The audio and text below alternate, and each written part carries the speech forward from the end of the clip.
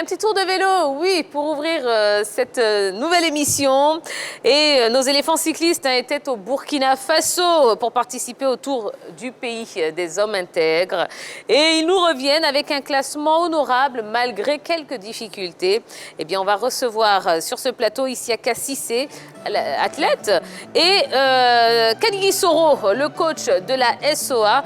Eh bien, ils vont nous retracer un petit peu le parcours des Ivoiriens et on va les accueillir tout de suite. Comment allez-vous? Très bien, madame. Ça va bien? Oui, ça va. D'accord. Bon, ben merci, on est content de vous recevoir sur le plateau. On est content de parler de cyclisme, ça nous fait plaisir. Alors, je vous présente la team de ce soir. Voilà, Henri Jo et Jean-Philippe. Ils ont plein de questions à vous poser. Ah bon? Ah oui, ah oui, ah oui, ah oui, n'est-ce pas? Si. Ah ben voilà. Bon, alors, vous êtes là quand même depuis, vous êtes de retour du Burkina depuis quelques temps, puisque le Tour du Faso, c'était du 29 octobre au 7 novembre dernier. Alors, déjà, coach, dans quelles conditions est-ce que vous avez préparé ce Tour du Faso?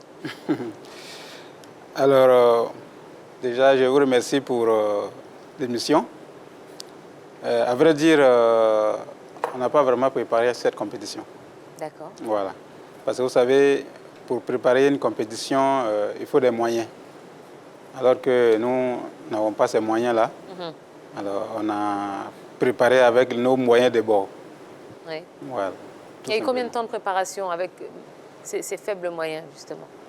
Je peux vous dire, même pas un mois. Alors que vous auriez, pour un tel tour, pour une telle compétition, il faut à peu près combien de temps de préparation? Oui, pour un tour comme celui-ci, il faut normalement 3 à 4 mois de préparation. Parce que la dernière semaine, normalement, d'une préparation, elle est réservée à la récupération, quoi. Donc,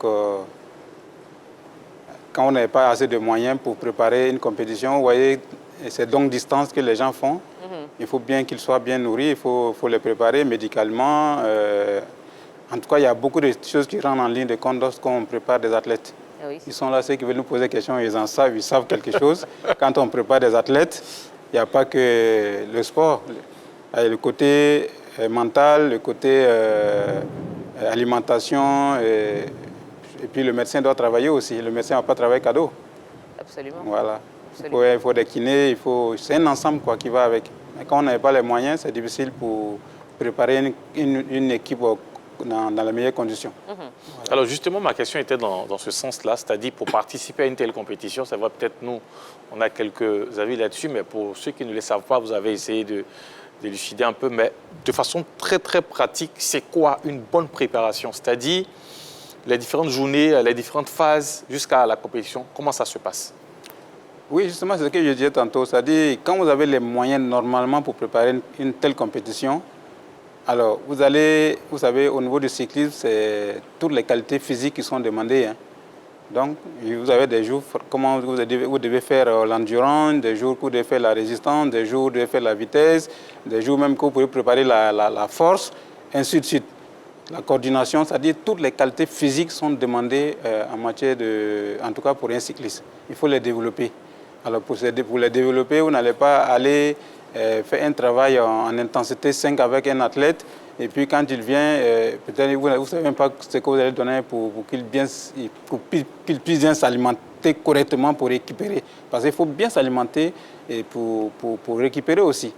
Il faut que la tête arrive à se reposer dans un cadre idéal pour la récupération, parce que la récupération est très importante aussi pour une préparation. Un athlète qui ne récupère pas, ça ne sert à rien même de l'envoyer en compétition. Donc c'est vraiment beaucoup de choses qui rentrent en ligne de compte. Mais quand on n'avait pas les moyens, il est complètement difficile de préparer un athlète correctement. Vous pouvez faire ce que vous pouvez, mais après, ça se paye cash, quoi. Voilà. Monsieur Soro, quand vous parlez de moyens, il est évident que vous parlez de moyens financiers. Bien sûr. Donc, quelles étaient les sources de financement que vous deviez toucher normalement pour permettre à votre équipe d'avoir les moyens nécessaires afin de compétir dans d'excellentes conditions? Bon, les sources de financement, si je le dis, c'est comme si je savais... D'où ça quitte. Voilà, d'où ça quitte. Puisque, pour vous dire vrai, c'est que l'État ne nous a pas accompagnés. L'État ne nous a pas accompagnés pour cette compétition. Si bien que c'est l'équipe nationale Mais l'État ne doit pas accompagner. Vous avez préparé votre budget, transmis au ministère des Sports, comme cela se fait à l'accoutumée. Vous avez suivi toutes les procédures et au final, vous n'avez pas reçu Bien sûr, les financements. on a toujours demandé, mais on n'a pas reçu. Le Tour de Faso, quand même, l'invitation est venue. Il ne faut pas me dire quand même que le président ne peut pas dire au ministre qu'on a un Tour de Faso. On ne va pas se lever comme ça, comme des petits voleurs pour aller au Burkina. Hein, le président de la fédération, quand même, et depuis fort longtemps, et quand il y a une compétition, l'invitation vient, il va au ministère, il dit voilà, il y a les compétitions même déjà, il y a des compétitions, on nous dit carrément même que ce n'est même pas la peine. Aujourd'hui, nous, avec le Burkina, nous sommes devenus comme on est liés par l'histoire. Le Burkina ne peut pas comprendre qu'ils organisent leur tour et puis la Côte d'Ivoire ne vienne pas. C'est pareil comme chez nous. Si nous organisons un tour qu'on n'invite pas le Burkina, attends, c'est comme s'il y avait un problème entre nous. C'est pour cette raison, quand ils nous invitent, si bien qu'on n'a pas les moyens, le président de la fédération fait tout, compte tenu des liens d'amitié qui nous lient, même s'il faut aller en car, c'est ce que nous faisons. Et on est partis dans un bagarre, hein? Même pas, ça dit, on dit car, c'est comme, ce sera trop joli. C'est un bagarre que nous avons pris pour aller au Burkina, s'il vous plaît. Nous sommes quittés ici autour de 9h. Nous sommes arrivés à Banfort à 2h du matin, hein, s'il vous plaît. 2h du matin. C'était quoi le montant du budget communiqué au ministère des Sports? Bon, là, je ne sais pas quel est le budget qui a été communiqué, mais toujours est-il qu'on n'a pas eu un rond pour partir. Non. Voilà. On n'a rien eu du tout. Voilà. D'accord. Bon. Alors, revenons à ce tour du Faso. Je rappelle que c'est l'Allemand Daniel Bichelmann qui a remporté donc la 3e édition du Tour du Faso. Ouais. Isiaka, comment est-ce que vous avez trouvé le niveau de ce tour? Merci pour l'invitation sur ce plateau. Le Tour du Faso, cette année, le niveau était très très haut et vraiment il y avait des moyennes qu'on faisait pareil comme en Europe. Plusieurs fois, quand je cours, quand je fais des préparations étant en Europe, c'est à peu près les mêmes moyens de vitesse qu'on a fait, les 45, 48, parfois 50. Donc cette année, le niveau était très très haut et vraiment c'était une course très, très difficile. D'accord, très bien. Alors, bon, mesdames et messieurs, si vous avez des questions à poser à nos invités, ils sont là avec nous pendant une petite dizaine de minutes. Donc n'hésitez pas à leur poser un maximum de questions sur la page Facebook de la 3. Et ben, on se fera un plaisir d'être votre relais. Monsieur Isiaka Cissé, donc, qui est coureur cycliste, athlète, et Monsieur Kanigi Soro, coach de la SOA. Alors, Isiaka, donc, vous étiez en train de nous dire il y a quelques instants que cette édition du Tour du Faso avait un niveau quand même assez élevé. Ouais. Vous, à titre personnel, c'est vrai que vous avez eu quand même des débuts assez difficiles sur les 2 premières étapes. Ensuite, vous enchaînez une 4e, puis une première place aux étapes 3 et 4 avant de vous réveiller lors de la dernière étape avec une 2e place. Qu'est-ce qui expliquait un petit peu vos résultats en dents de scie? Déjà, pour ces performances qu'on a fait sur ce tour, on n'y croyait même pas le faire parce qu'on ne faisait même pas partie des équipes favorites qui étaient sur ce tour. Et bon voilà, on peut dire, on a fait comme on pouvait, on a fait avec les moyens de bord. Et pour moi, la préparation, on peut dire pas de préparation, mais après, ce qui nous a beaucoup aidé, on a été sur le Grand Prix Chantal Biya au Cameroun, oui. 2 semaines, je crois, 2 à 3 semaines avant. Du coup, ça nous a mis un peu dans le rythme. Et donc, quand on est rentré, on a fait le trajet sur la route. C'est pas par vol ou comme on a vu. Tous les pays qu'ils étaient, ils sont partis par vol et seulement que la Côte d'Ivoire qui a fait la route pour arriver au Burkina. Et on arrive à 2 h du matin, on se repose peut-être en 3 à 4 heures du temps. Et le lendemain, on part pour la présentation des équipes et on revient, on se prépare pour la première étape. Donc pour nous, la première étape, ça a été très dur parce que on n'a pas récupéré. Et donc, il fallait être intelligent, il fallait juste rester dans le groupe, ne pas être derrière. Et c'est ce qu'on a fait à la première étape. Et on termine avec le groupe, juste le deuxième groupe, qui était, je crois, 30 ou 40 secondes des vainqueurs de l'étape. Et voilà, ainsi de suite. Et la deuxième étape, ça a été une étape qui a été très très longue, de 183 km. Donc on a essayé de regarder la course au départ. Donc au départ, ça a été très très vite, ça roulait très vite. Je crois à 1 heure de course, on avait déjà 50 de moyenne. Et nous, on était inquiets, on se disait si ça continue comme ça, à la fin, ça va être très très dur pour nous. Mais heureusement, après, ça s'est calmé juste un peu. Et puis bon, voilà, à la fin, où ça a commencé à rouler, comme on le dit chez nous, ça roulait à bloc. Et bon, malheureusement pour moi, j'ai chuté à 4 km de l'arrivée. Donc voilà, et ça arrive, mais bon, voilà. Et j'allais pas répartir quand j'ai réfléchi à la manière qu'on est venu sur ce tour. Oui. J'ai voulu même arrêter. Et après, il y a les médecins du tour qui me connaissent bien. Et ils m'ont motivé avec l'encadrement qui était avec nous. Ils m'ont motivé. Ils m'ont dit, écoute, reprends le vélo, remonte et continue les 3-4 km pour traverser la ligne.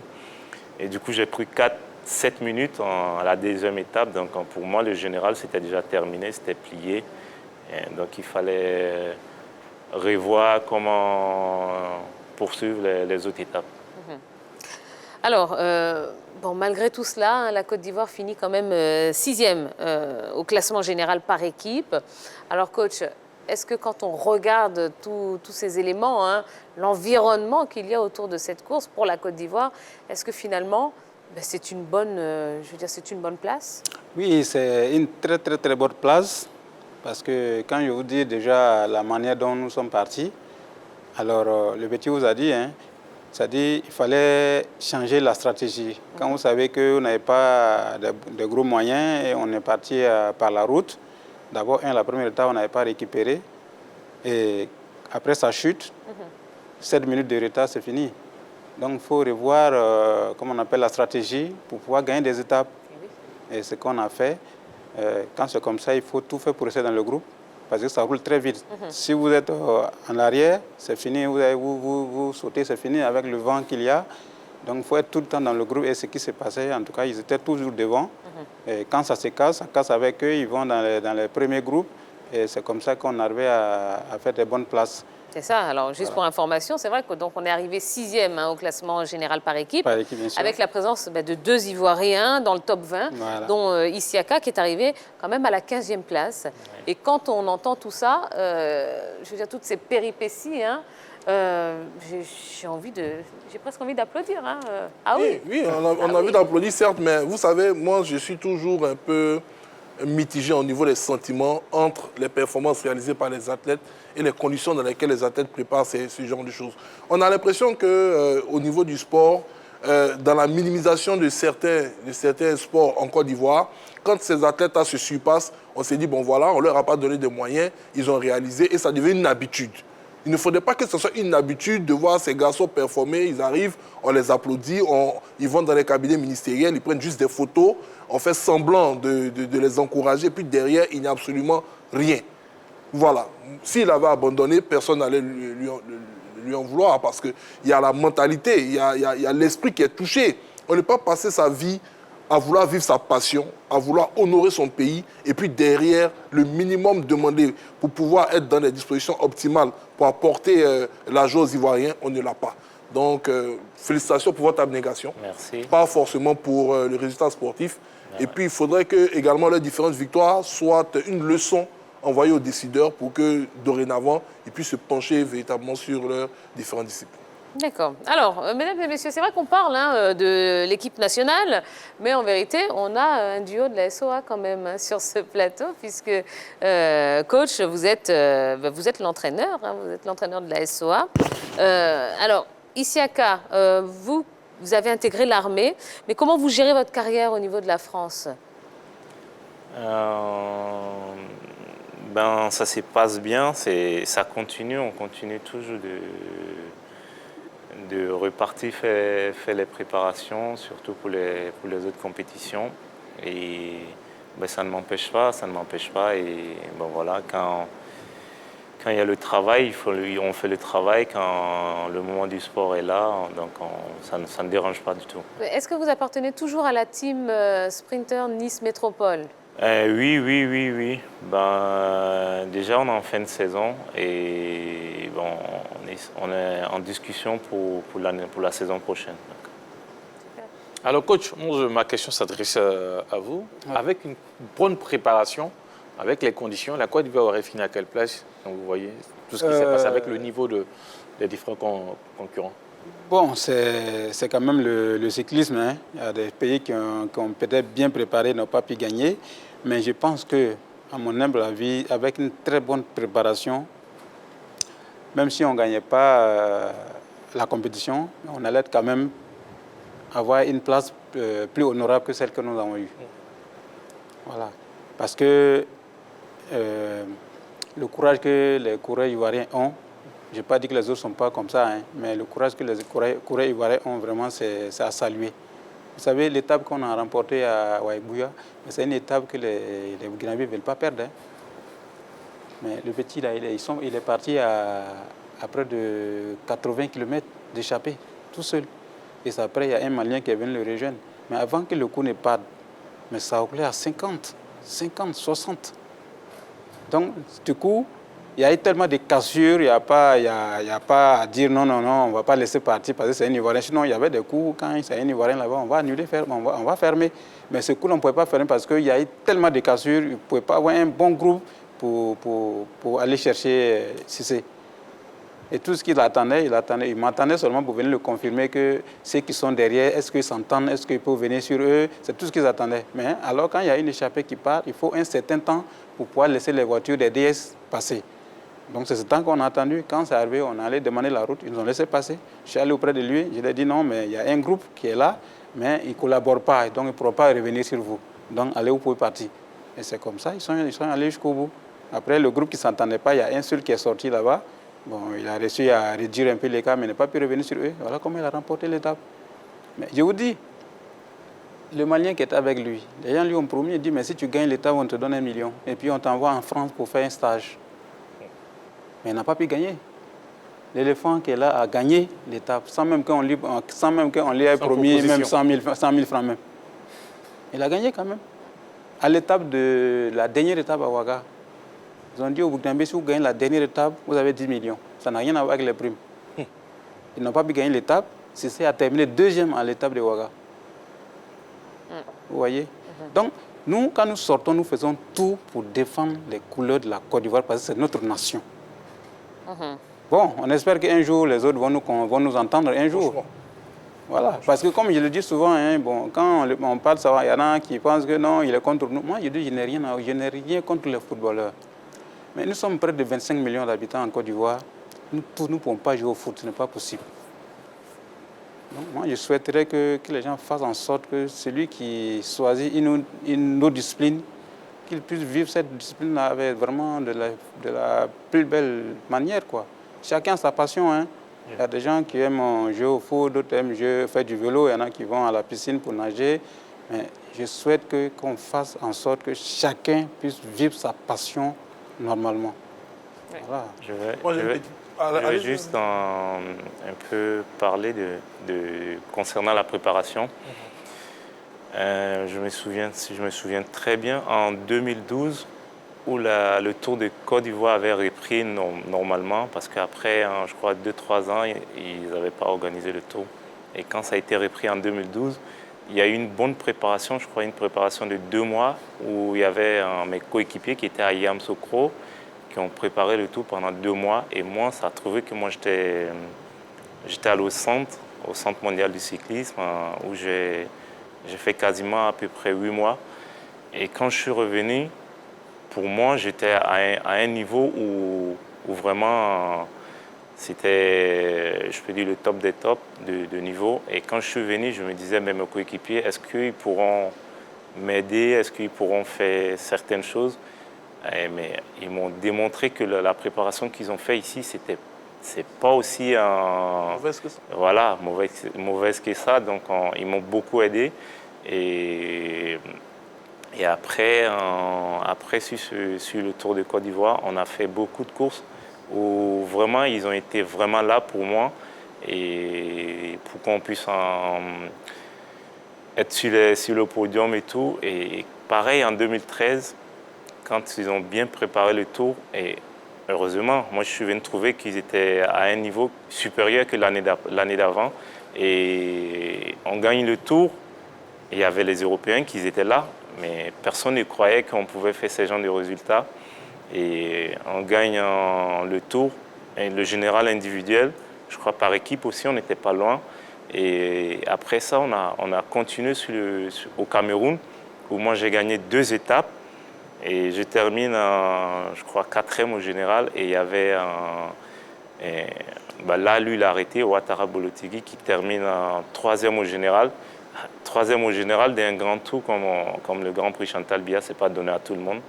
Et sorti avec 2 victoires d'étape, vainqueur du Tour de Côte d'Ivoire, 2 victoires d'étape sur le Grand Prix Chantal Biya et l'autre qui termine 3e. Et là, on rentre en Côte d'Ivoire, on fait 2 jours, on repart au Tour du Faso.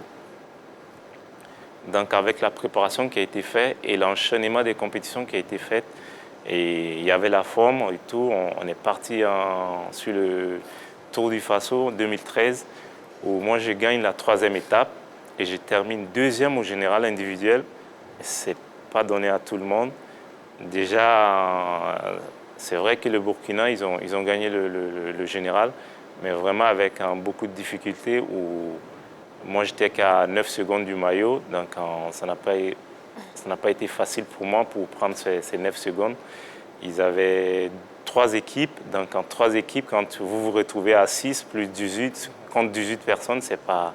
Et en plus, ce n'était pas uniquement que eux, il y avait d'autres aussi qui cherchaient à aussi monter au général ou soit gagner le tour.